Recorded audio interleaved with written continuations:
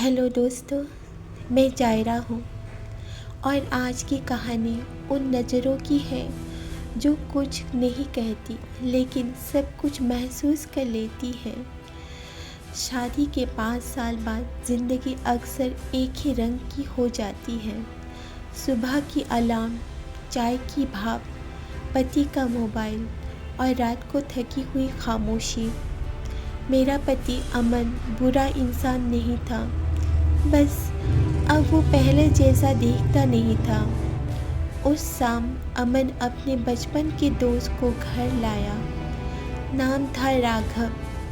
दरवाज़ा खुला और ना जाने क्यों उस पल हवा थोड़ी बदल गई। राघव की आवाज़ भारी नहीं थी, लेकिन ठहराव था उसमें।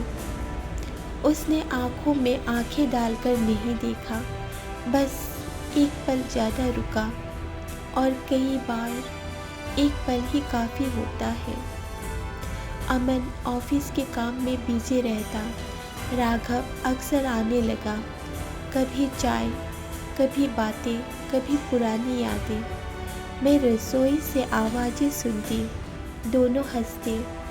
एक दिन राघव बोला, तुम्हारी चाय अजीब तरह से सुकून देती है। मैं मुस्कुराई पर वो मुस्कान आंखों तक पहुँचते पहुँचते रुक गई। उस दिन पहली बार लगा कोई मुझे देख रहा है। एक शाम लाइट चली गई। अमन फ़ोन पर बाहर निकल गया। कमरे में सिर्फ मैं और राघव। मोमबत्ती की लौ काँप रही थी। कोई बात नहीं हो रही थी, लेकिन सब कुछ हो रहा था। उसने बस इतना कहा, कुछ लोग आवाज़ से नहीं, खामोशी से पास आते हैं। मैंने जवाब नहीं दिया, लेकिन दिल ने दिया। अगले हफ्ते अमन बाहर गया। बारिश थी। राघव छत पर खड़ा था। मैं भी चली गई। बारिश की बूंदें और हमारे बीच की दूरी दोनों कम होती जा रही थी। उसने हाथ बढ़ाया, मुझे छूने के लिए नहीं, मुझे रोकने के लिए। अगर एक कदम और, तो शायद वापस नहीं जा पाएंगे। उसने धीमे से कहा। मैंने कदम पीछे खींच लिया, लेकिन मन आगे बढ़ चुका था। उस रात मैं सो नहीं पाई। आईने में खुद को देखा। मैं बुरी नहीं थी, बस अधूरी थी। राघव का होना गलत था, लेकिन उसकी कमी महसूस करना और भी गलत। अगले दिन मैंने दूरी बना ली। कम बातें, कम नजरें, पर दिल आदत नहीं मानता। अमन लौट आया, लेकिन मैं बदल चुकी थी। राघव ने आना बंद कर दिया।